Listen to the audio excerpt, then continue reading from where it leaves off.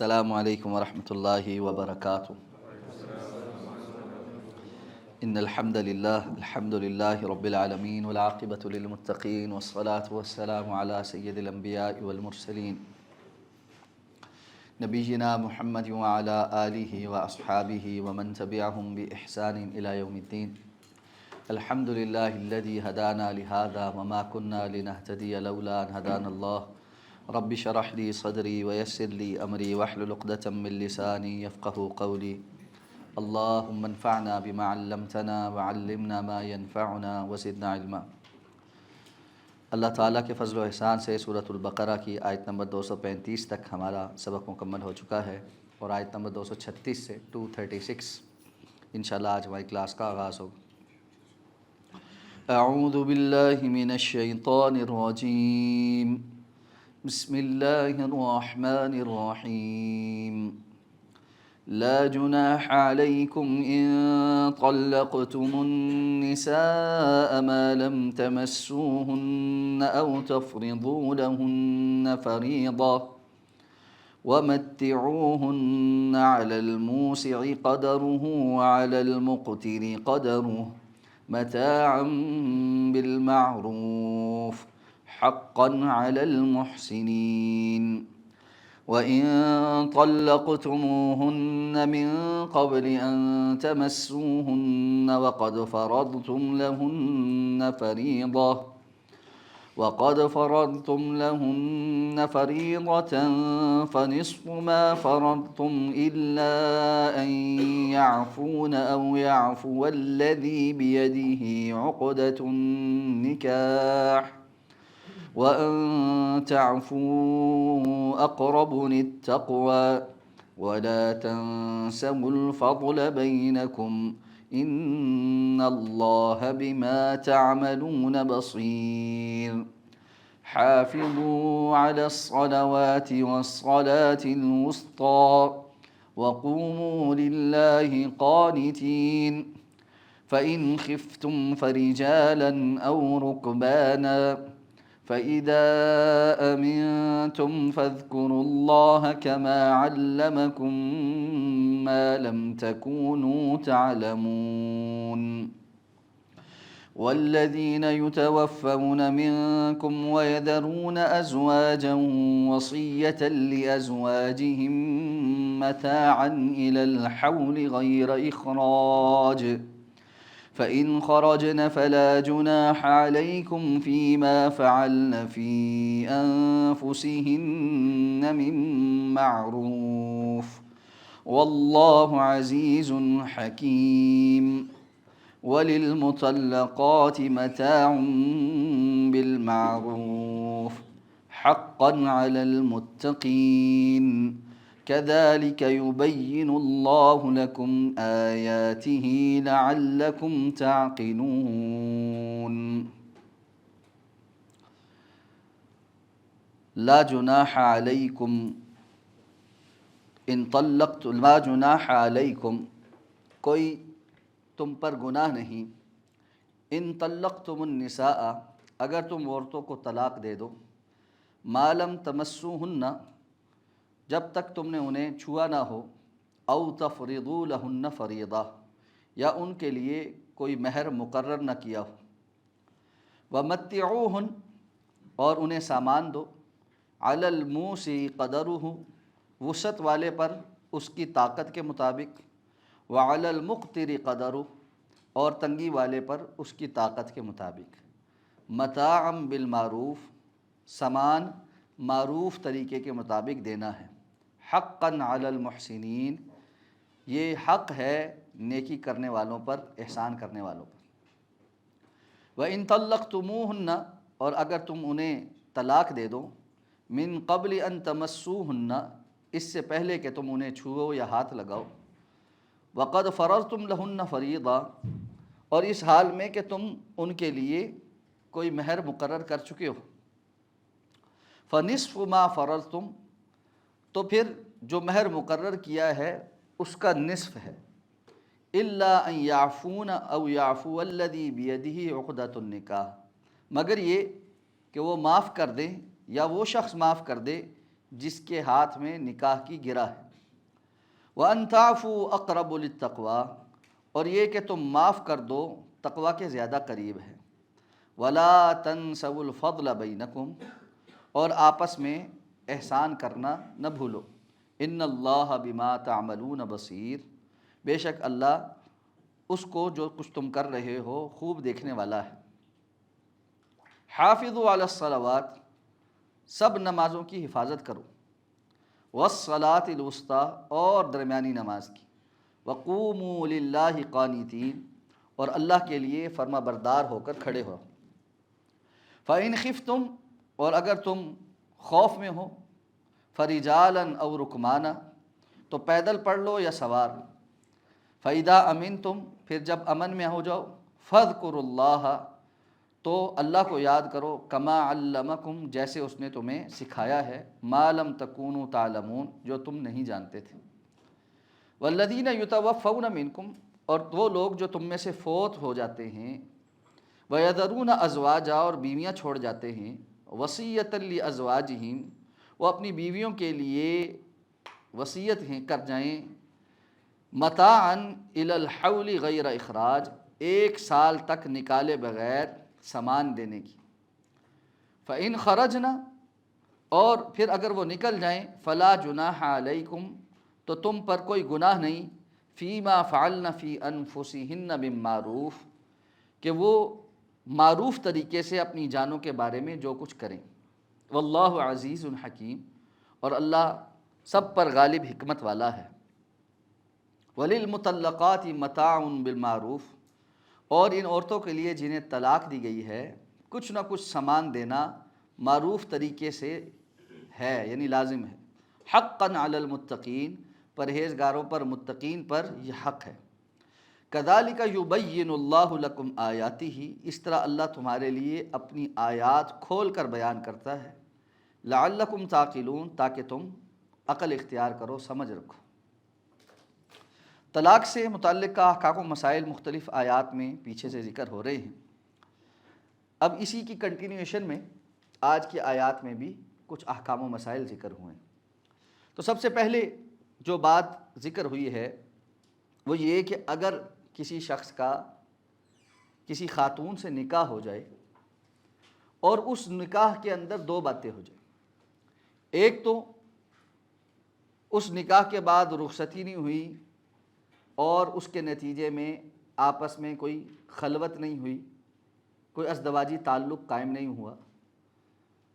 اور دوسری بات یہ کہ نکاح تو ہوا لیکن نکاح کے وقت حق مہر بھی طے نہیں ہوا۔ اب یہ 2 باتیں یہاں پہ ہوئی، ایک نکاح ہوا لیکن نکاح کے بعد رخصتی نہیں ہوئی، اور ساتھ میں نکاح ہوا حق مہر طے نہیں ہوا۔ تو اب کیا ہوگا؟ اب یہ ہے کہ عام کلیہ تو یہ ہے کہ اگر کسی کا ایسے نکاح ہو جس میں حق مہر طے نہ ہو اور اس کے بعد پھر رخصتی ہو جائے، خلوت بھی ہو جائے، تو حق مہر کا کیا بنے گا؟ اللہ تعالیٰ نے فرمایا کہ معروف حق مہر، جو اس سٹیٹس کے لوگوں کا اور اس سٹیٹس کی خواتین کا حق مہر معاشرے میں رکھا جاتا ہے، اس کے مطابق وہ بھی آپس میں معروف حق مہر دیں گے۔ لیکن اگر اس کنڈیشن میں کہ ابھی رخصتی نہیں ہوئی، حق مہر طے نہیں ہوتا اور طلاق ہو گئی، تو پھر کیا ہوگا؟ تو اللہ رب العزت نے یہاں پر فرمایا کہ ما لم تمسہن او تفرضوا لہن فریضہ، تو ایسے میں بنیادی طور پر تو خاتون کے لیے کوئی حق مہر نہیں، لیکن ساتھ یہ تعلیم دی گئی متعوہن، احسان کا تقاضا یہ ہے کہ ان کو کچھ نہ کچھ اپنے پاس سے دے دلا دیا جائے، کیونکہ طے تو کچھ نہیں ہوا تھا اور اس سے کوئی فرق بھی نہیں پڑا کہ نکاح صرف ہوا اور رخصتی بھی نہیں ہوئی۔ تو ایسے میں نہ خاتون کے لیے کوئی عدت ہے، نہ اصولاً کوئی حق مہر ہے، لیکن احسان کے طور پر درست یہ معلوم ہوتا ہے کہ چونکہ وہ ایک شرعی کانٹریکٹ میں تو داخل ہو گئے تھے، تو اس لیے فرمایا کہ ان کو کچھ نہ کچھ دینا چاہیے۔ کیا دینا چاہیے؟ علی الموسع قدرہ علی المقتر قدرہ، وسعت والا اپنی وسعت کے مطابق دے اور جو بیچارہ غریب ہے وہ اپنی غربت کے حساب سے دے۔ متاعا بالمعروف، عرف کے کسٹمری جو انسان دیکھتا ہے کہ جی کسی کو کیا دینا چاہیے، میری کیا وسعت ہے، اس کے مطابق انسان، اللہ رب العزت نے اس میں وسعت رکھی ہے، کوئی مقرر نہیں کی حد، تو انسان اپنی وسعت کے مطابق دے دے۔ ساتھ اس بات کی توجہ دلائی حقا علی المحسنین، یہ بات حق ہے لیکن کس کے لیے؟ محسنین کے۔ محسن بمعنی احسان کرنے والا بھی ہے، اور محسن یہاں پر بمعنی نیک انسان بھی، یعنی نیکی کا تقاضا بھی یہ ہے، احسان کرنے کا تقاضا بھی یہ ہے کہ انسان ایک معاملے کو وائنڈ اپ کرتے ہوئے اچھے طریقے سے اس کو کچھ دے دلا کے دوسرے کی جو دل آزادی تو ہو ہی گئی ہے نا، اس کے نتیجے میں کچھ نہ کچھ عوض تو پے کرے۔ اب ہمارا معاملہ معاشرے میں اس سے بالکل الٹا ہے۔ ہمارے ہاں طلاق کے معاملات میں خاص طور پہ ایسی دشمنی پالی جاتی ہے جو نسلوں تک ختم نہیں ہوتی، اور پھر زیادہ سے زیادہ ایک دوسرے کو نقصان پہنچانے کی کوشش ہوتی ہے۔ وکیلوں کے پاس جا جا کے کیس کر کر کے، جھوٹے دعوے کر کر کے، اب لڑکی والوں کو وکیل مشورہ دیتا ہے کہ تم کو ہم نے جہیز میں یہ بھی دیا تھا، یہ بھی دیا تھا، یہ بھی دیا تھا، بڑی ساری چیزیں کلیم کرو، عدالت میں جا کے ان کو پسو پڑ رہیں گے، اور لڑکے والوں کو کہتا ہے جی کہ تم اس کے اوپر یہ بھی الزام لگاؤ، اس کے اوپر اس کے کردار کے اوپر بھی الزام لگاؤ کہ جی یہ اس کا تو کردار ہی ٹھیک نہیں تھا، اس کا تو فلاں تھا، یہ تھا، سب ہوتا۔ اس لیے یہ جس ہم ڈگر پہ چل گئے ہیں نا دنیا کے تھوڑے سے عوض کی خاطر، یہ بہت غلط کام۔ انسانی زندگی میں اگر طلاق والی نوبت آئی گئی ہے تو ہم دیکھ رہے ہیں کہ مسلسل طلاق کے احکامات میں ایک جانب اللہ نے ضرور توجہ دلائی ہے کہ اگر تم اس لیول پر پہنچ گئے ہو تو اس کا ہرگز مطلب یہ نہیں ہے کہ انسانیت کے لیول سے بھی گر جاؤ۔ انسانیت کا ایک لیول اور مسلمان ہونے کا ایک لیول ہے کہ بندہ جو ہے وہ اختلاف ہونے کے باوجود دوسرے کا حق پہچانتا ہے، عزت پہچانتا ہے، اور کسی کے ساتھ ظلم اور زیادتی نہیں کرتا بلکہ احسان کرنے والی کیفیت میں ہوتا ہے۔ حقا علی المحسنین، یہ کام کریں گے محسن، ان پر حق۔ اب فرمایا ایک اور سینیرو یہ ہے وَإِن طَلَّقْتُمُوهُنَّ مِن قَبْلِ أَن تَمَسُّوهُنَّ، اگر تم نے طلاق دی رخصتی ہونے سے پہلے، یعنی ازدواجی تعلق قائم نہیں ہوا، نکاح ہوا، اب طلاق دے دی، لیکن نکاح میں حق مہر طے ہو چکا تھا، تو اب فرمایا وہ جو طے شدہ حق مہر تھا فَنِصْفُ مَا فَرَضْتُمْ، جو تم نے آپس میں طے کیا تھا اس کا نصف ادا کرنا چاہیے۔ جہاں حق مہر طے ہو وہاں طلاق کی صورت میں اگر رخصتی نہیں ہوئی اور ازدواجی تعلق قائم نہیں ہوا تو پھر آدھا حق مہر دینا ہے۔ پھر اللہ تعالیٰ نے فرمایا إِلَّا أَن يَعْفُونَ أَوْ يَعْفُوَ الَّذِي بِيَدِهِ عُقْدَةُ النِّكَاحِ، ہاں یہ ممکن ہے کہ خاتون جو ہے وہ اپنا وہ حق چھوڑ دے اور کہے کہ جی میں لیتی کچھ نہیں، تو اس کو یہ اختیار ہے، اگر وہ معاف کر دے تو معاف کر دے، یا جس کے ہاتھ میں اب نکاح کی گرہ ہے وہ معاف کر دے۔ مثلا نکاح کی گرہ کس کے ہاتھ میں ہوتی ہے؟ مرد کے ہاتھ میں، وہ طلاق دیتا ہے کہ وہ اپنا حق چھوڑتا ہے کہ جی میں نصف کے بجائے پورا دے دیتا ہوں، تو کوئی بات نہیں، یعنی دونوں اپنے حق کے حوالے سے اللہ رب العزت کی طرف سے با اختیار ہیں۔ وَأَن تَعْفُوا أَقْرَبُ لِلتَّقْوَىٰ، اور تم اپنا اپنا حق معاف کر دو، یہ زیادہ تقویٰ کے قریب ہے۔ یعنی خاتون کو بھی کہا گیا کہ اگر ممکن ہے، تمہیں پتہ ہے کہ جی بندے کی اتنی وسعت نہیں کہ یہ اس وقت یہ دے سکے، تو وہ احسان کا تقاضا یہ ہے کہ وہ اپنا حق چھوڑ دے۔ مرد کو یہ پتہ ہے کہ میں دے سکتا ہوں تو اس کو احسان کا تقاضا کرتے ہوئے آدھا دینے کے بجائے پورا دینا چاہیے۔ دونوں کو اس جانب توجہ دلائی۔ فرمایا وَلَا تَنْسَوُا الْفَضْلَ بَيْنَكُمْ، آپس میں ایک دوسرے پر احسان کرنے، نیکی کرنے کو نہ بھولو۔ یہ کب کہا جا رہا ہے؟ جب راہیں جدا ہو رہی، جب راہیں جدا ہو رہی۔ ہمارے ہاں تو معاملہ یہ ہے جب راہیں اکٹھی ہیں تب بھی ہم ایک دوسرے کے ساتھ احسان کرنے کو تیار ہیں۔ کجا یہ کہ ہم اخلاق کے اس لیول پہ پہنچیں کہ جب راہیں جدا ہو رہی ہوں، جب اختلاف ہو چکے ہوں، جب پسندیدگی ختم ہو چکی ہو، جب دونوں یہ سوچ رہے ہوں کہ ہمیں ایک دوسرے کے ساتھ زندگی نہیں گزارنی، اب ہمارا ایک دوسرے کے ساتھ چلنا ممکن نہیں ہے، تو بندہ وہاں پر احسان کا معاملہ کر رہا ہو۔ اب یہاں سے مجھے اور آپ کو فیل ہونا شروع ہو جائے گا کہ ہمارے ہاں عوام اور بہت سارے لوگ دین سے کیوں دور ہیں، کہ ہماری معاشرتی زندگی میں دین کا اخلاقی پہلو ہی نہیں، کہ جس اخلاقی پہلو کے ساتھ ہم کسی کو متاثر کر پاتے۔ اور یہ باتیں جو ہے نا صرف بیان کرنے کی نہیں ہوتی، یہ عمل کرنے کی ہوتی۔ اور یہ میں واقعہ آپ کے سامنے اس لیے نقل کر رہا ہوں کہ ہمارے یہاں ایسے لوگ موجود تھے جو یہ کرتے تھے۔ میری ایک ہمشیرہ کو ڈائیورس ہوئی تھی، الحمدللہ ان کی دوبارہ شادی ہو گئی اور وہ اپنے گھر میں خوش ہیں، اللہ تعالیٰ ان کو آباد رکھے۔ تو جس وقت ہمارے ان کے ساتھ معاملات نہیں ہوئے، نہیں چل سکے، تو انہی آیات کے تناظر میں بالکل والد محترم نے ان کو یہ کہا کہ جی دیکھیں ہم آپس میں لڑائی جھگڑا کرنے کے بجائے اس معاملے کو خوش اسلوبی سے ختم کر دیں۔ میری آپ سے گزارش یہ ہے کہ آپ ہمیں اچھے طریقے سے فارغ کر دیں اور ہم آپ سے اپنی راہیں جدا کر لیں۔ ہمیں بلا وجہ ایک ایسے معاملے کو نہیں طول دے کر رکھنا چاہیے جہاں نظر کچھ نہیں آتا۔ میں آپ پہ الزام لگاؤں، آپ مجھ پہ الزام لگاتے رہیں، ہم ایک دوسرے کو اور مزید گھسیٹتے رہیں، اس کا کوئی فائدہ نہیں۔ خیر ایک طویل بات ہے کہ وہ معاملہ خوش اسلوبی سے ختم ہو گیا، ہماری راہیں جدا ہو گئیں، بس معاملہ ختم ہو گیا۔ میرے جو وہ سابقہ بہنوئی تھے وہ پاکستان سے باہر ہوتے تھے، تو واپس چلے گئے، ہمارے معاملات ختم ہو گئے۔ سال ایک گزرا، میں والد محترم کے مسجد والے آفس میں، آپ میں سے اکثریت وہاں آئی ہے، وہاں گیا تو مجھے خادم جو ہے نا وہ کافی سارا لوازمات اندر لے جاتا ہوا نظر آیا۔ ابھی میں اندر گیا نہیں تھا، یعنی باہر سے آ رہا۔ میں نے کہا کوئی مہمان ہے اندر؟ کہنے لگا جی ہاں اندر کچھ بندہ بیٹھا ہے، اور بزرگوں نے کہا یہ سارا چائے شائے اور اس کے ساتھ اچھا سے لوازمات لاؤ۔ تو میں نے کہا اچھا۔ میں اندر جب گیا تو میں نے دیکھا کہ جی ابو جی بیٹھے اور میرے جو سابقہ بہنوئی ہے وہ بیٹھے، اور ابا جی نے جو ہے نا بڑا اہتمام کیا ہوا ہے چائے پہ اور سارا کچھ۔ تو میرے لیے تھوڑا سا حیران کن تھا۔ تو خیر میں جا کے بیٹھ گیا، سلام دعا ہوئی، ہم نے چائے شائے پی، بڑے اچھے ماحول میں، کوئی بات چیت ہی نہیں ہوئی۔ جیسے دو بندے ابو سے کوئی بھی ملنے آتا ہے اس طرح وہ مل کے اٹھ کے چلے گئے۔ جب وہ چلے گئے تو میں نے ابا جی کو کہا، میں نے کہا جی یہ تو آپ مہمان نوازیاں کر رہے ہیں۔ ہم تو ظاہر بات ہے کہ جذباتی تھے، چھوٹے بھی تھے۔ کہنے لگے تو میں نے کہا جی یہ ہمارے کل تک ہمارے ساتھ یہ کیا انہوں نے، اور اب زیادتی بھی کی، اس وقت بھی آپ نے سارا کچھ معاف تلافی کر کے کوئی ان سے بات نہیں کی، کچھ نہیں کیا، اور ایک معاملہ ختم کر دیا، اور آج تو ابو جی نے کہا بھائی جب دنیا میں رہتے ہیں معاملات ہوتے ہیں اور معاملات ختم بھی ہو جاتے ہیں۔ اب اگر وہ معاملہ ہمارے ساتھ نہیں چل سکا تو اس کا مطلب یہ تو نہیں کہ یہ کافر ہو گئے،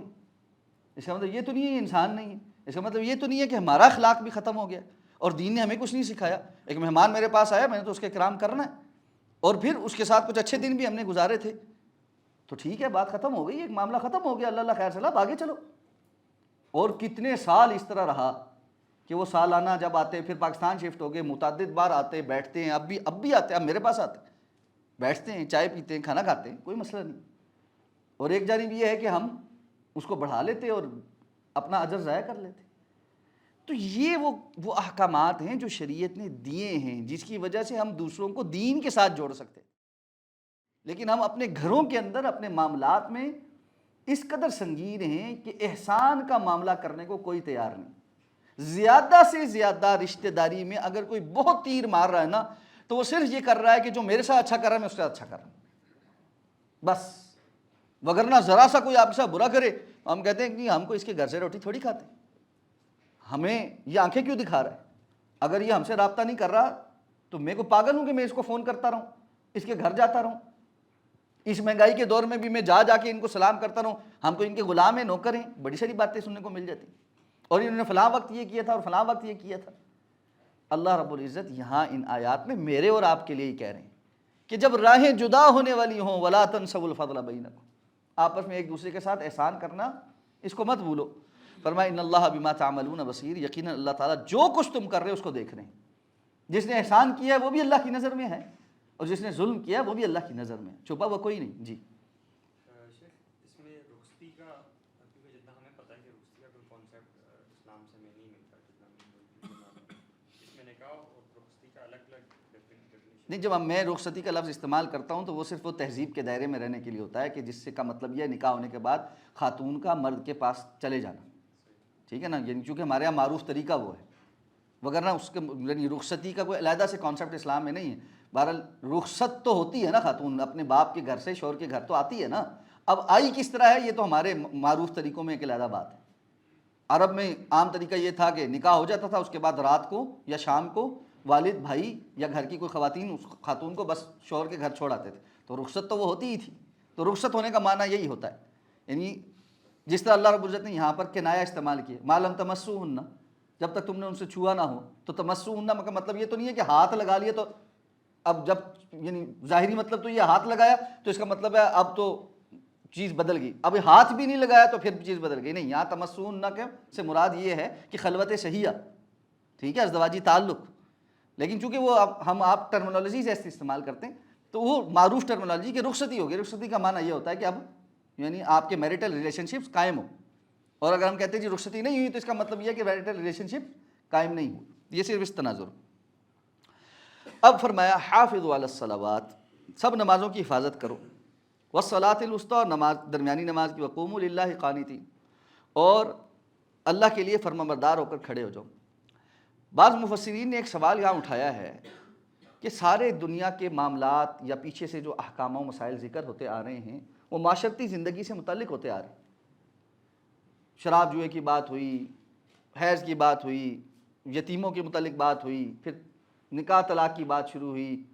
تو نکاح طلاق کے مسائل چلتے چلتے ابھی طلاق کی بات چل رہی ہے اور اگلی بھی باتوں میں آئے گی. بیچ میں ایک دم اللہ تعالیٰ فرماتے ہیں حافظوا علی الصلوات. اس کی کوئی تو حکمت ہوگی. تو مفسرین کہتے ہیں کہ ان تمام چیزوں کو ذکر کرتے ہوئے ایک دم بیچ میں نماز کا ذکر اس لیے ہے کہ ٹھیک ہے معاشرتی زندگی میں تمہاری مصروفیات بھی ہوں گی، معاملات بھی ہوں گے، اور کبھی سخت وقت بھی آئیں گے، کبھی نرم وقت بھی آئیں گے، اور بھی بہت سارے تقاضے تمہیں دیکھنے پڑیں گے. ان سب کے متعلق رہنمائی بھی اللہ تمہیں دے رہے ہیں، لیکن اس رہنمائی کے بیچ میں یہ رہنمائی بھی یاد رکھو کہ اس دنیا کے پیچھے اور اس کے معاملات اور اس کی پسوڑیوں کے پیچھے لگ کرنا اللہ کا ذکر اور نماز نہ بھول جانا. یہ بیچوں بیچ نماز کا تذکرہ اس لیے ہے کہ جو مرضی ہو جائے، جیسے مرضی حالات میں آپ ہوں، آپ جو ہے کہ کہتے ہیں کتنے ہی مالی معاملات کے اندر اور کتنے ہی گھریلو حالات کے اندر اور کیسی سچویشنز کے اندر مصروف کیوں نہ ہو، جب نماز ہے تو نماز ہے. اور ام المومنین حضرت عائشہ صدیقہ رضی اللہ تعالیٰ عنہ کی وہ حدیث تو ہمارے سامنے کہ اللہ کے رسول صلی اللہ علیہ وسلم گھر میں ہمارے ساتھ رہتے تھے اور ایسے رہتے تھے کہ بالکل ہمارے ساتھ گھل مل جاتے تھے. اتنے میں اذان کی آواز آتی تھی اور اذان کی آواز سنتے ساتھ آپ کا چہرہ ایسے ہو جاتا تھا کہ جو گویا ہمیں پہچانتے ہی نہیں، ہم اجنبی، کیونکہ وہ جو کنیکشن تھا نا وہ بلاوا کہیں اور سے آ گیا تھا، معاملہ کہیں اور سے ہو گیا. مجھے ایک دن اس بات کا احساس ہوا کہ ہم کچھ لوگ بیٹھے تھے تو آپس میں گپ شپ چل رہی تھی، اور جس طرح دوستوں میں ہنسی مذاق بھی ہوتا ہے، کوئی اونچی آواز سے بھی بول رہا ہے، کوئی کس طرح بھی بول رہا ہے. تو ایک دم سے نا ایک دوست کا فون بجا، تو اس نے جیسے فون پہ نام دیکھا نا تو اس کا بالکل نا جیسے چہرہ بدل جاتا ہے نا، وہ ایک دم ایک موڈ سے نکل کے دوسرے موڈ میں آ جاتا بندہ. بیوی کا فون نہیں تھا، آپ پریشان نہ ہو، ٹھیک ہے، کسی شیخ کا فون تھا، عالم کسی بڑے کا فون تھا. تو وہ جیسے ایک دم مؤدب نہیں ہو جاتا بندہ، وہ سارے اس موڈ سے نکل کے نا ایک دم دوسرے موڈ میں آ گئے. شیخ صاحب کال ہے، شیخ صاحب السلام علیکم ورحمۃ اللہ، شیخ کیسے ہیں جی. وہ سارا ماحول ہر چیز وہ بالکل اجنبی ہو گیا ساروں سے. ایک دم میرے دماغ میں نا اللہ نے یہ بات ڈالی، یعنی کہ یہ دیکھیں، یہ کہ جب انسان کو کسی کا ادب، احترام اور اس کا مقام اور عزت اور شرف دل کے اندر بیٹھا ہوا ہو اور معلوم ہو، تو ارد گرد کا ماحول اور ارد گرد کی رنگینی اور باتیں اور گپ شپ اور یہ ساری چیزیں ایسے ہوا ہو جاتی ہیں اور فوراً اس کو ایک دم احساس ہوا. حالانکہ وہ دیکھ تو نہیں رہے تھے، فون کال آئی ہے نا، ویڈیو کال تو نہیں تھی، آڈیو کال تھی کہ جی ارد گرد کون بیٹھا ہے، کیا گپ شپ ہو رہی، کیا. اس نے یہ بھی پسند نہیں کیا کہ وہ جو پیچھے شور ہے، جو ہنسی مذاق ہے، وہ بھی فون کے ذریعے شیخ تک جائے اور یہ بے ادبی ہو جائے. کہ اللہ کے رسول صلی اللہ علیہ وسلم اذان کی آواز سنتے ساتھ اللہ کا جب پیغام پہنچتا تھا کیوں اجنبی ہو جاتے، ایک دم سے ساری چیزیں اجنبی ہو جاتی تھیں کہ بلانے والا کون ہے اور کس کے سامنے حاضری دینی ہے، اور پھر اس کی تیاری شروع ہو جاتی تھی. تو نماز کے لیے اذان ہونے کے بعد تیاری کرنا اور اس کا اہتمام کرنا یہ ایک بڑی اہم بات ہے. میں نے شاید پہلے بھی آپ کے ساتھ شیئر کیا تھا، شیخ عبداللہ غزنوی رحمہ اللہ، یہ حضرت مولانا داؤد غزنوی رحمۃ اللہ علیہ کے والد تھے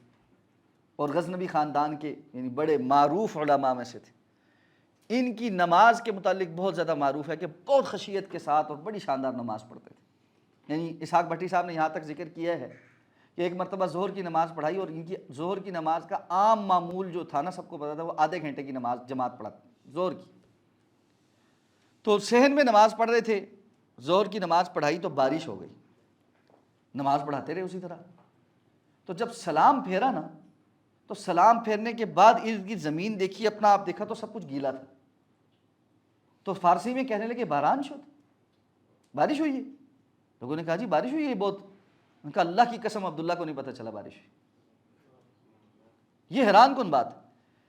تو شیخ عبداللہ غزنوی رحمۃ اللہ علیہ کی میں کچھ چیزیں پڑھ رہا تھا، ان کے کچھ مقالات ہیں جن کو تحریر میں لایا گیا ہے، تو کسی نے ان سے اس چیز کا سوال کیا کہ حضرت نماز میں خشوع کیسے اختیار کیا؟ یہ نقطہ کبھی کسی جگہ کسی کتاب میں کسی استاد کے پاس بیٹھنے سے نہیں ملا تھا، یہ ان کی کتاب سے ملا۔ تو کسی نے کہا حضرت یہ جو نماز میں خشوع خضوع کیسے آئے گا، اس کے اہتمام کیسے کریں؟ کہنے لگے جو بندہ نماز میں خشوع اختیار کرنا چاہتا ہے اس کو یہ دیکھنا چاہیے اس کو وضو میں خشوع مل گیا، اگر وضو میں خشوع آ گیا ہے تو اس شخص کو نماز میں بھی خشوع ملے گا۔ میں بڑا حیران ہوں کہ یہ کیا بات ہوئی۔ انہوں نے تھوڑا سا آگے نے اس کی وضاحت کی،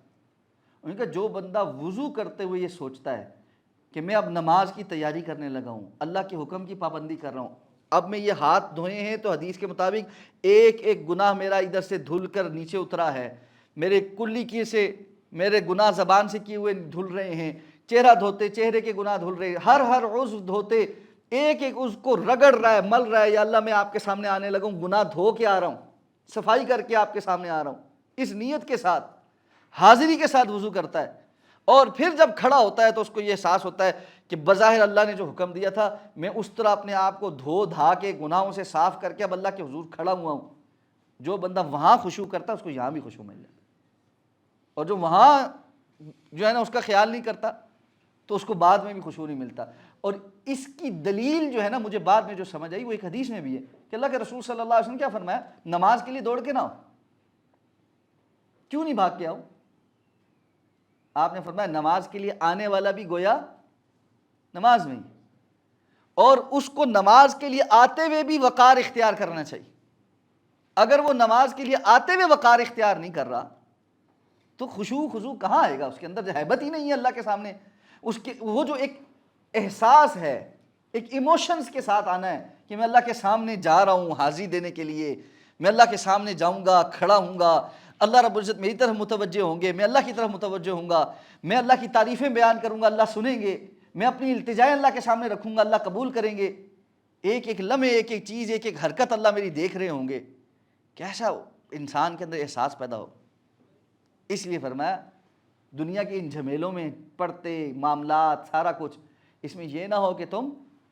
خشوع سے اور نماز کی حفاظت سے دور جاؤ۔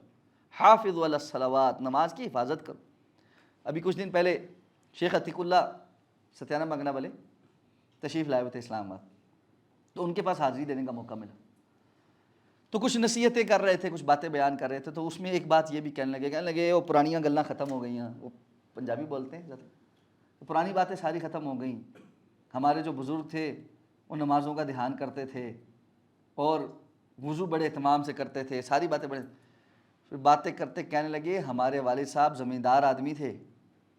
بدھ والے دن سے جمعے کی تیاری شروع کرتے تھے۔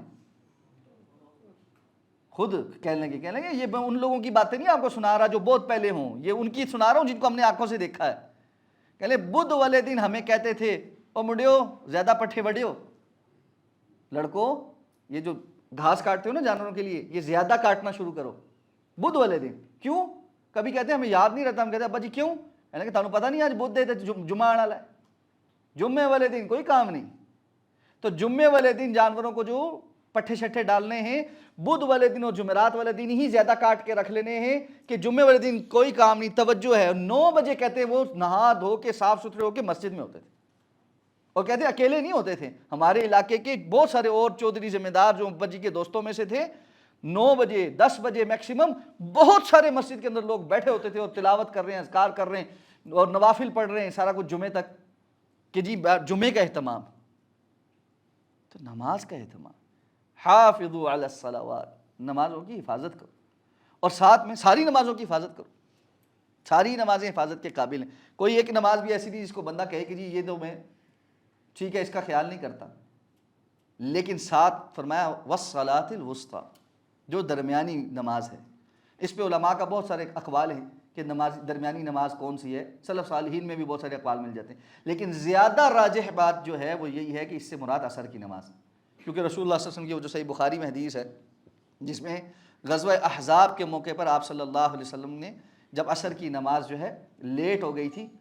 تو آپ صلی اللہ علیہ وسلم نے فرمایا کہ ان لوگوں نے ہمیں ہماری صلاۃ وسطیٰ جو ہے وہ ضائع کروا دی، اللہ تعالیٰ ان پر لعنت کرے اور ان کی جو ہے نا قبروں کو بھی آگ سے بھر دے۔ کیوں؟ یہ کہ جی انہوں نے ہماری نماز جو ہے وہ عصر کی نماز لیٹ کروا دی۔ اب آپ یہ سوچیں، رسول اللہ صلی اللہ علیہ وسلم کو طائف والوں نے پتھر مارے تھے، آپ نے بدوا دی تھی؟ نہیں دی تھی۔ اور یہاں عصر کی نماز جن کی وجہ سے لیٹ ہوئی، اللہ کے رسول نے ان کو بدوا دی ہے، اور آپ نے فرمایا جس کی نماز عصر فوت ہو گئی، ضائع ہو گئی، اس کو تو یہ سمجھ لینا چاہیے کہ اس کا اتنا بڑا نقصان ہو گیا ہے جیسے اس کا گھر بار اور مال سب کچھ تباہ ہو گیا۔ یعنی کوئی ایسا خدا نخواستہ حادثہ ہو جس میں انسان کا گھر کے مکین رہنے والے بیوی بچے ماں باپ جو بھی گھر کے اندر رہتا ہے وہ سارے بھی، اور جملہ جتنا مال اسباب ہے وہ سب کا سب اڑ جائے، ایک دم بندے کو پتہ لگے کہ اس کے قریبی رشتے بھی سارے ختم ہو گئے اور اس کا مال بھی سارا اجڑ گیا ہے اور وہ تنے تنہا رہ گیا ہے۔ ابھی آپ نے لیبیا کے سلسلے میں بعض لوگوں کی کہانی سنی ہے کہ وہ بالکل تنہا بندہ ایک رہ گیا ہے، ساری فیملی فوت ہو گئی اور جو کچھ تھا گھر بار سب کچھ بہ گیا، تباہ ہو گیا، برباد ہو گیا۔ ایسے بندے کا نقصان کا تصور کریں، اور اللہ کے رسول فرما رہے ہیں جس کی عصر کی نماز فوت ہو گئی ہے نا، رہ ہی گئی ہے، پڑھ ہی نہیں سکا، اس کو تو ایسے ہی سمجھنا چاہیے کہ اس کا اتنا ہی بڑا نقصان ہو، اور ہمارے لیے تو مسئلہ ہی کوئی نہیں۔ اس لیے جتنی مرضی مشکل ہو، جتنی مرضی مصروفیت ہو، اس میں سے وقت نکالنا۔ اچھا بس جب ہم یہ کہتے ہیں نا تو ارد گرد سے بہت ساری باتیں جو ہے نا وہ جڑنا شروع ہو جاتی،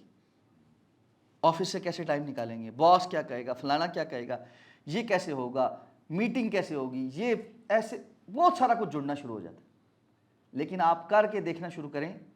اللہ کا ایسا فضل ہوتا ہے کہ کچھ دن میں لوگوں کو یہ سمجھ آ جاتی ہے کہ نماز کے ٹائم پہ یہ بندہ نہیں ملے گا، اور وہ آپ کے مطابق ایڈجسٹمنٹ شروع کر دیتے، اور دنیا کے سارے معاملات اسی طرح چلتے رہتے۔ ہم میں سے بہت سارے بھائی، علی رضا ہمارے جو بھائی فوت ہو گئے، اللہ ان کی مغفرت فرمائے، اللہ ان کی مغفرت فرمائے، اللہ ان کی مغفرت فرمائے، ان کو جانتے ہیں اور ان کو قریب سے دیکھا بھی ہے۔ یعنی اگر مصروفیت میں کچھ لوگوں کا کوئی اور کام کے حوالے سے اور دنیا کے اعتبار سے ترقی اور سارے معاملات جن کے کوئی ایک لیول جو لوگوں نے بنایا ہوا ہے اس پر کسی بندے کو پرکھا جائے تو وہ بندہ ہے تھا نا اس قابل کہ اس کو دیکھا جاتا، اتنا مصروف آدمی تھا۔ لیکن نماز کے معاملے میں آپ نے دیکھا تھا اس کو، زور کی نماز کے لیے جانا ہے تو پونا گھنٹہ تو نارمل تھا، پونا گھنٹہ نارمل تھا کہ انہوں نے نماز کے لیے اپنے آفس سے اٹھ کر جانا ہے تو واپس آنے میں پونا گھنٹہ لگے گا، اور بسا اوقات گھنٹہ بھی لگتا تھا۔ جمعے کے لیے آنا ہے تو 10-11 بجے مسجد پہنچنا ہے تو سب کو پتا تھا نہ فون ملے گا نہ کچھ ملے گا، عصر کی نماز کے بعد بندہ نکلے گا باہر مسجد سے اور اس کے بعد فون کھلے گا، دنیا جہاں مرضی جائے، جو کچھ مرضی ہو، کام کاروبار لوگ میٹنگیں سب کچھ ہو جائے گا، لیکن یہ کام ضرور ہوگا، فیصلہ کرنا۔ اللہ تعالیٰ فرماتے ہیں وَقُومُوا لِلَّهِ قَانِتِينَ، اللہ کے لیے فرما بردار ہو کر کھڑے ہو۔ صحابہ کرام کہتے ہیں اس آیہ مبارکہ کے نازل ہونے سے پہلے ابتدا میں نماز کے دوران ہم ایک دوسرے کے ساتھ ضروری گفتگو کر لیتے تھے، کچھ لینا دینا ہوتا تھا وہ بھی کر لیتے تھے، لیکن جب یہ آیہ مبارکہ نازل ہو گئی اس کے بعد نماز کے اندر گفت و شنید، کچھ لین دین، سارے معاملے بالکل ختم ہو۔ یعنی جو بندہ نماز میں کھڑا ہے اب وہ کوئی ایسی حرکت نہیں کر سکتا جس کو دیکھ کر کوئی دوسرا بندہ یہ کہے کہ یہ نماز میں نہیں ہے۔ اس کے کھڑے ہونے سے اور اس کے اللہ کے سامنے فرما برداری کے ساتھ کھڑے ہونے سے پتہ چلے کہ یہ بندہ نماز پڑھ رہا ہے، یہ کچھ اور نہیں کر سکتا۔ آپ قوموا للہ قانتین، بالکل فرما بردار بن کے اللہ کے سامنے کھڑے ہو۔ اور اللہ سے زیادہ کون حقدار ہے کہ انسان عاجزی کے ساتھ یکسو ہو کر توجہ تمام اللہ کی طرف رکھ کر اللہ کے سامنے کھڑا ہو۔ اور اسی کے اس بات کے لیے ساتھ فرمایا فَإِنْ خِفْتُمْ فَرِجَالًا أَوْ رُكْبَانًا، اگر تم ڈر رہے ہو، خوف کی حالت میں ہو تو خواہ پیدل چلتے چلتے نماز پڑھو یا سواری کے اوپر ہی پڑھ لو۔ یعنی اب آپ یہ سوچیں باقی ساری مصروفیتوں میں سے سب سے زیادہ مشکل حالت تو یہی ہو سکتی ہے کہ بندہ خوف کی حالت میں جنگ کے میدان میں، اور کہیں سے بھی کوئی ہتھیار، کوئی تیر، کوئی گولی آ سکتی ہے اور اس کا کام تمام کر سکتی ہے۔ نماز کا ٹائم ہو گیا ہے، اللہ نے فرمایا یہاں بھی پڑھنی ہے، یہاں بھی پڑھنی ہے۔ اب کیسے پڑھنی ہے؟ نماز کا ٹائم نکل رہا ہے تو چلتے چلتے پڑھ لو۔ سواری پہ بیٹھے ہو، اس زمانے میں اونٹ گھوڑے خچر ہوتے تھے، آج آپ کہیں کہ یہ ٹینک ہے، کوئی اور ایسی چیز ہے، جیپ ہے، کچھ بھی ہے، اس پر پڑھ لو، چل رہی ہے پڑھ لو، قبلہ رخ نہیں ہے پڑھ لو، لیکن پڑھو، نماز نہیں چھوڑ سکتے۔ اور سورہ نساء میں تو پھر اس کی پوری تفصیل بھی بیان ہوئی ہے کہ کیسے پڑھنی ہے، جماعت بھی اس میں کیسے ہوگی، کہ ایک وقت میں ایک رکعت جو ہے وہ ایک گروہ پڑھے گا اور دوسرا گروہ جو ہے وہ حفاظت پہ کھڑا ہوگا اور دشمن کا مقابلہ کر رہا ہوگا، اور پھر دوسری رکعت جو ہے وہ دوسرا گروہ جو پیچھے حفاظت میں کھڑا تھا وہ پڑھے گا اور یہ پیچھے جا کر حفاظت کریں گے، لیکن نماز نہیں چھوڑ سکتے۔ اب آپ سوچیں میدان میں گولیاں چل رہی ہیں اور آپ نماز پڑھ رہے ہیں، اس سے کوئی مشکل بات ہو سکتی ہے؟ تو باقی ہماری سارے عذر کدھر گئے؟ اس لیے بھائی یہ فیصلہ کر لیں کہ نماز نہیں رہ سکتی، نماز نہیں چھوٹ سکتی۔ اللہ ہم سب کو اس کی حفاظت کرنے کی توفیق عطا فرمائے۔ اب فرمایا اگر تم امن کی حالت میں آ گئے ہو تو جو اللہ نے تمہیں استثناء دیا تھا اس سے واپس آ کر جس طرح تمہیں سکھایا ہے اس طرح سے نماز پڑھو۔ اب یہاں پر یہ بات بھی پتہ چل گئی کہ نماز اپنی مرضی کی نہیں ہوتی، جس طرح اللہ نے فرمایا نا کہ کما علمکم، جیسے اللہ نے تمہیں تعلیم دی ہے، اور اللہ نے تعلیم کہاں سے دی ہے؟ رسول اللہ صلی اللہ علیہ وسلم کی حدیث۔ اور یہ ان لوگوں کا بھی نفی ہو گئی ہے جو کہتے ہیں قرآن اکیلا کافی ہے ہمارے لیے، قرآن ہمارے لیے اکیلا کافی۔ اللہ تعالیٰ فرماتے ہیں ہم نے تمہیں تعلیم دی ہے، اور تعلیم دی کیسے ہے؟ نماز پڑھنے کی۔ اللہ کے رسول صلی اللہ علیہ وسلم نے پڑھ کے دکھائی ہے، اور اس کے فرائض بھی بتائے ہیں، نوافل بھی بتائے ہیں، سنتیں بھی بتائی ہیں، اوقات بھی بتائے ہیں، تعداد بھی بتائی ہے، سب کچھ بتایا ہے، اللہ کے رسول نے بتایا ہے۔ اس لیے اللہ کے رسول کی بتائی ہوئی بات اللہ کے حکم کے تابع ہی ہے۔ ان دونوں کے درمیان فرق کرنا اور یہ سمجھنا کہ اللہ کی بات تو ہم مانیں گے، رسول اللہ صلی اللہ علیہ وسلم کی بات ہمارے لیے حجت نہیں، یا وہ قابل بھروسہ نہیں، یا وہ شریعت کا ماخذ نہیں بن سکتی، یہ سوائے گمراہی کے اور کچھ نہیں۔ تو فرمایا جیسے ہم نے سکھائی ہے ویسے پڑھو۔ اور پھر اس لیے کہ ما لم تکونوا تعلمون، تمہیں کیا پتا تھا کہ کیسے پڑھنی؟ تم تو جانتے نہیں تھے، اللہ رب العزت نے یہ علم تم تک پہنچایا ہے کہ اللہ رب العزت کی رضامندی کا ذریعہ کیا ہے۔ اور بہت سارے لوگوں نے جو نماز کے نام پہ ڈرامے بازی اب شروع کر دی ہے نا، کہ جی یہ بھی نماز ہے، یہ بھی نماز ہے، یہ بھی نماز ہے۔ اور مجھے کچھ دن پہلے ایک ویڈیو دیکھنے کا موقع ملا کہ جی کسی جو ہے نا وہ پیر خانے پہ لوگ عجیب سے طریقے سے دن کی روشنی میں نماز پڑھ رہے ہیں، اونچی اونچی تلاوت بھی ہو رہی ہے، اور تلاوت کے نام پہ بھی پتہ نہیں کیا پڑھا جا رہا ہے، اور کئی رکوع ہیں اور کئی سجدے ہیں، اور رکوع سجدوں کے اندر بھی اونچا اونچا کچھ پڑھ رہے ہیں وہ۔ تو نیچے کسی نے پوچھا ہوا ہے، بہت سارے لوگوں نے استغفر اللہ بھی لکھا ہوا ہے، کسی نے پوچھا یہ کون سی نماز ہے؟ اس نے کہا یہ نماز عشق ہے۔ تو بھائی یہ اس طرح کی کوئی نماز نہیں ہوتی، نماز وہ ہے جو اللہ کے رسول نے پڑھ کے دکھائی۔ صلوا کما رأیتمونی اصلی، جیسے میں نماز پڑھتا ہوں ویسے نماز پڑھو۔ اور صحابہ کرام نے صحیح احادیث میں اللہ کے رسول صلی اللہ علیہ وسلم کی نماز نقل کی ہے، اور ہم متعدد احادیث میں دیکھتے ہیں صحابہ ایک دوسرے کے سامنے بھی نماز پڑھتے تھے، اس بات پر کہ میں تم میں سب سے زیادہ اللہ کے رسول صلی اللہ علیہ وسلم کی نماز جاننے والا ہوں۔ اللہ کے رسول نے ایسے ہی نماز پڑھی ہے نا، دوسرے صحابہ کے سامنے نماز پڑھ کے، یہ دکھلاوے کی نماز ہی تھی، تعلیم کی نماز تھی، کہ پتہ لگ جائے کہ جی نماز ایسے ہی پڑھی جاتی ہے، اور باقی صحابہ گواہی دے رہے ہیں ہاں جی اللہ کے رسول ایسے ہی نماز پڑھتے ہیں۔ اس لیے نماز اللہ کے رسول کے طریقے کے مطابق ہونی چاہیے۔ اب واپس اپنے موضوع کی طرف اللہ تعالیٰ پھر واپس آ گئے، اور یہ جو آیات ہیں جہاں تک ہم نے پڑھی ہیں یہ طلاق کے موضوع پر یہاں اس صورت میں اس موضوع کو ختم کیا جاتا ہے۔ اب فرمایا وہ لوگ جو تم میں سے فوت ہو جائیں اور پیچھے اپنی بیویاں چھوڑ جائیں، یعنی بیوائیں موجود ہوں، ان کے لیے پھر وصیت کر جائیں کہ پورا 1 سال ان کے کھانے پینے اور ان کی رہائش کا انتظام ہوگا۔ اب یہاں ایک معاملہ ہے، بعض مفسرین کے نزدیک یہ اس وقت کا حکم ہے جب عدت کے احکامات متعلقہ یہ بیوہ عورتوں کے لیے نازل نہیں ہوئے تھے۔ پیچھے جو آیت گزری ہے کہ تم میں سے جو لوگ فوت ہو جائیں ان کی بیوائیں موجود ہوں، ان کو چاہیے کہ یتربصن بانفسہن 4 اشہر و10، کہ وہ اپنے آپ کو 4 ماہ اور 10 دن تک عدت میں شمار کریں۔ تو اس وقت تک ان کے لیے عدت گزارتے ہوئے شوہروں کے گھروں کے اندر ہی رہنا بھی ہے اور کھانا پینا بھی ہے۔ پھر وراثت کے جو احکامات ہیں سورہ نساء کے اندر، اس سے یہاں پہ اندر جو ان کے مال متاع کا ذکر ہوا ہے وہ منسوخ ہے۔ تو بعض مفسرین کے نزدیک عدت والی آیت سے اور وراثت والی آیت سے یہ جو آیت کے حکم جو بیان ہوا ہے یہ منسوخ ہو چکا ہے۔ تلاوتاً یہ آیت موجود ہے، حکماً منسوخ ہے، ٹھیک ہے۔ لیکن دیگر مفسرین کے نزدیک ایسی بات نہیں، وہ کہتے ہیں یہاں عدت کا ذکر ہو ہی نہیں رہا، عدت کا ذکر ہو چکا،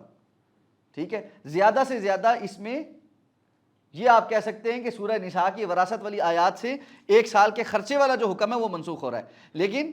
وہ بھی وہ کہتے ہیں منسوخ ثابت کرنے کی ضرورت نہیں ہے، اس لیے کہ جب تک تطبیق ہو سکتی ہے اس وقت تک منسوخ نہیں ہوتی۔ اور تطبیق کیا ہے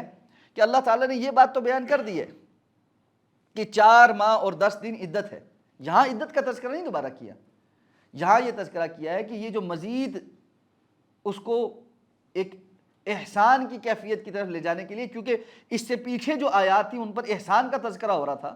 کہ ایک دوسرے کے ساتھ وَلَا تَنْسَوْا الْفَضْلَ بَيْنَكُمْ، اسی فضل میں سے یہ ہے کہ اگر بندہ فوت ہونے سے پہلے یہ وصیت کر جائے کہ 4 ماہ 10 دن کے بعد بھی میری بیوی کو اس گھر سے نہ نکالنا، بلکہ یہاں اگر یہ سال تک بھی رہنا چاہے تو رہے،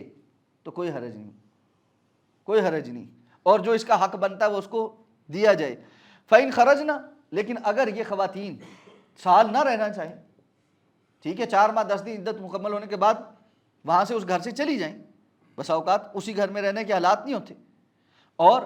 جا کر اپنے معاملے میں کوئی اور فیصلہ کرنا چاہیں، یعنی کسی اور جگہ نکاح کرنا چاہیں تو کوئی حرج نہیں ہے۔ واللہ عزیز حکیم، اس لیے کہ اللہ بڑا غالب اور حکمت والا ہے، اللہ رب العزت کے سارے فیصلے حکمت پر مبنی ہیں۔ تو یہ دونوں طرح کی اس میں تفاسیر جو ہے وہ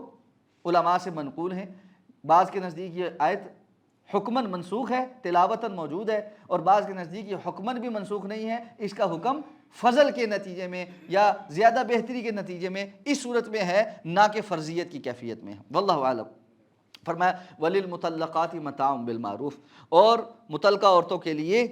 کچھ نہ کچھ سامان دینا معروف طریقے سے ہے، یعنی طلاق کی مختلف کیفیات اور صورتحال اللہ رب العزت نے بیان فرما دی ہیں، ان میں سے بعض میں خواتین کے لیے مال متاع کا کوئی حق نہیں بھی بنتا، لیکن اگر نہیں بھی بنتا پھر بھی معروف طریقے سے کچھ نہ کچھ دے دلا دینا، اس میں کوئی حرج نہیں ہے۔ بالکل اسی طرح جس طرح سورہ نساء کے اندر جہاں وراثت کے احکامات بیان ہوئے ہیں، وہاں پر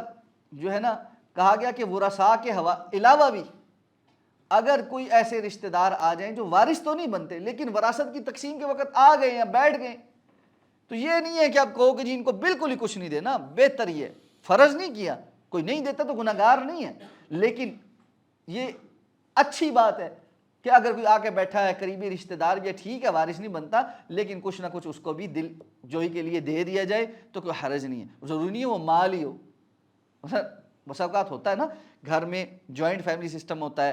کوئی چچا کا بیٹا،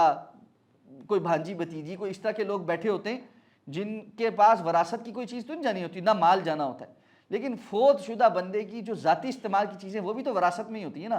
آپس میں طے کر کے اگر آپ کسی کو کہتے ہیں یار آپ بیٹھے نا،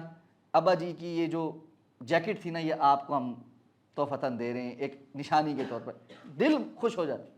جو بندہ بیٹھا اس کا دل جوئی ہو جاتی۔ تو اس طرح سے ہی یہاں پر بھی اس بات کا حکم دیا کہ جو طلاق یافتہ خواتین ہیں، بہرحال ان کے لیے ایک ٹراما تو ہے نا کہ طلاق ہو گئی، اگر ان کا حق نہیں بھی بنتا تو معروف طریقے سے کچھ نہ کچھ ان کو دو، حقاً علی المتقین، لیکن یہ کرے گا کون؟ جو متقی ہو، یہ حق ہے اس کے لیے جو تقوی اختیار کرے گا۔ کذالک یبین اللہ لکم آیاتہ لعلکم تعقلون، اس طرح اللہ اپنی آیات کھول کھول کر بیان کرتا ہے تاکہ تم عقل اختیار کرو، شعور اختیار کرو، یعنی اللہ رب العزت کے احکامات اور آیات پر عمل کرنے کا نتیجہ یہ ہے، یہ اس بات کی علامت ہے کہ بندہ سمجھدار ہے، یہ اس بات کی علامت ہے کہ بندہ سمجھدار ہے۔ سمجھداری اس چیز میں نہیں ہے کہ داؤ لگا کے پیسے زیادہ اکٹھے کر لی، داؤ لگا کے کسی کا حق مار لیے، ہمارے اندر تو اتنا بڑا سیاڑا ہے یار لوگوں کو ہوا ہی نہیں لگنے دیتا، نہ یہ سیاڑا پن نہیں، یہ بیوقوفی، یہ بیوقوفی، اپنے لیے جہنم کی آگ اکٹھے کرتے رہنا۔ اللہ کے رسول صلی اللہ علیہ وسلم فرمایا جو حرام کا لقمہ کھاتا ہے وہ اپنے پیٹ میں جہنم کی آگ ڈال رہا ہے، اور جس نے ایک بالشت بھی کسی کا ناحق غصب کیا ہے، ایک بالشت بھی، اس کے گلے میں 7 زمینوں کے برابر توق ڈالا جائے، اور آپ صلی اللہ علیہ وسلم نے فرمایا کہ اس پر جہنم جو ہے وہ واجب ہو جاتی ہے جو دوسرے کا مال ناحق جو ہے وہ چیز کوئی اٹھاتا ہے، چوری کرتا ہے۔ صحابہ نے پوچھا اللہ کے رسول کوئی بالکل معمولی سی چیز بھی ہو تب بھی؟ آپ نے فرمایا پیلو کی مسواک بھی اگر ہے نا کسی کی اور کسی نے چوری کی نیت سے وہ اٹھا لی ہے، اس کے لیے بھی یہی حکم ہے۔ اس حد تک سختی ہے، کجا یہ کہ بندہ ہڑپ کر جائے، وراثتیں ہڑپ کر جائے، دوسروں کے مال ہڑپ کر جائے، سب کچھ کرتے، احسان کا معاملہ۔ متقین یہ کام کر سکتے ہیں، اللہ سے ڈرنے والے یہ کام کر سکتے ہیں، باقی کوئی نہیں کر سکتا۔ اگر اللہ کا ڈر نہیں ہے پھر تو دنیا جو ہے نا وہ جس کا ایک پراپر لفظ ہے نا، ہے تو تھوڑا سا سلینگ ہے، لیکن اگر اللہ کا ڈر نہ ہونا تو دنیا کمینگی ہے۔ وہ جو کمینے کا لفظ ہے نا، یہ اگر اللہ کا ڈر نہ ہونا تو انسان کے اندر کمینگی ہے، وہ ہر چیز میں کمینہ بن جاتا ہے، اور وہ نتیجہ یہ ہے کہ وہ لوٹ کھسوٹ شروع کرتا ہے اور دوسروں کے حق، ورنہ انسان کو کیا ہے کہ اپنی ماں کے اوپر لوگوں نے کیس کیے ہوئے ہیں، باپ کے اوپر کیس کیے ہوئے ہیں، بہن بھائیوں کے اوپر کیس کیے ہوئے ہیں، ابھی آپ نے کچھ عرصہ پہلے ایک ویڈیو دیکھی ہے کہ ایک بظاہر اس نے شخص نے داڑھی بھی رکھی ہوئی ہے، دیندار بھی نظر آتا ہے، لیکن اپنے کسی پلاٹ کی خاطر وہ اپنے باپ کو بے دردی کے ساتھ مار رہا ہے۔ واللہ میرے پاؤں کے نیچے سے زمین نکل گئی، اور کتنے دن میرے وہ منظر آنکھوں سے نہیں ہٹا۔ میں نے کہا کتنا بدبخت انسان، اور پتہ نہیں اس کو کیا زندگی میں کس کی بددعا لگی ہے کہ یہ اس لیول پہ پہنچا ہے کہ اپنے باپ کو ایسے مار رہا ہے۔ یہ یعنی عدم توفیق اور بدبختی کی اس سے بڑی کیا علامت ہو سکتی ہے کہ بندہ جو ہے اس حد تک چلا جائے۔ والعیاذ باللہ، اللہ ہم سب کو محفوظ فرمائے، اللہ ہم سب کو محفوظ فرمائے۔ اس لیے فرمایا یہ آیات ہیں جن کو کھول کھول کے اللہ بیان کرتا ہے، لعلکم تعقلون، شاید کہ تم عقل والے بن جاؤ، سمجھدار بن جاؤ۔ تو دین پر عمل کرنا یہ سمجھداری ہے، دنیا جو مرضی کہے، سمجھداری دین پر عمل کرنا ہے۔ اللہ ہمیں سمجھ کر عمل کرنے کی توفیق عطا فرمائے۔ سبحانک اللہم و بحمدک، نشہد ان لا الہ الا انت، نستغفرک و نتوب الیک۔